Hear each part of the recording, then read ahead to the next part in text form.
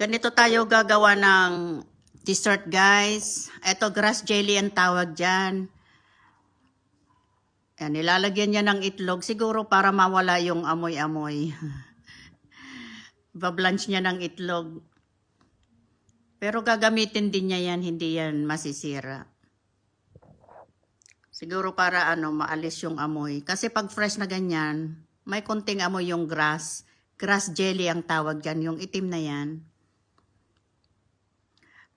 Dito ang ginagawa ko niyang grass jelly na yan, yung nakalata na, minsan bumibili din kami ng fresh. Tignan nyo na lang guys, meron akong photo dyan na ice cream, yung dessert, nandyan sa aking post. Meron akong ice cream dyan na pang dessert. So, ini-slice ko muna yan, tapos nilagyan ko ng red bean sa bandang gitna, tapos ice cream, yun, dessert na namin yun. Ayan. Is-shredded niya muna yan. Nagpiprepare siya ng dessert. Ayan. Para masarap-sarap na. Ito naman, nag-fry siya ng instant noodles. Parang makutingting, pero pag sanay ka na, mabilis na lang yan. Para siguro hindi malabsak pag i-fry mo to. Ipa-fry niya yan na parang fried rice. Ayan, sa lukewarm water.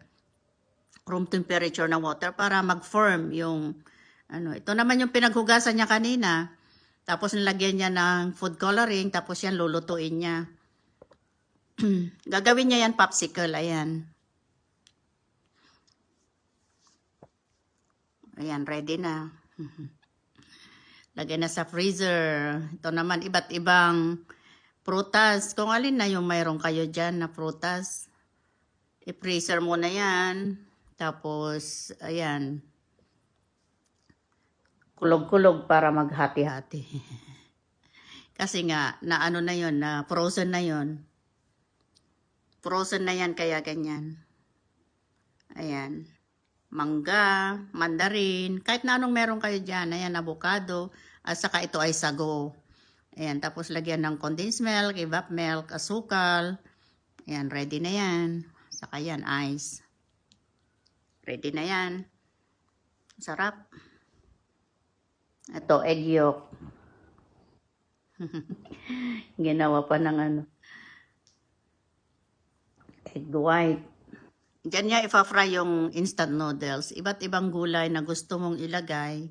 Bagu beans, carrots, ayan. Parang fried rice. Nilagyan niya ng oyster sauce. Tapos yan, chili sauce yun para masarap. Yan, ready na yan.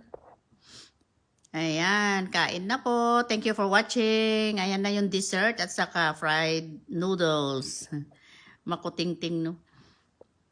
Ayan. Asan yung popsicle, andyan na rin. Ayan na yung popsicle.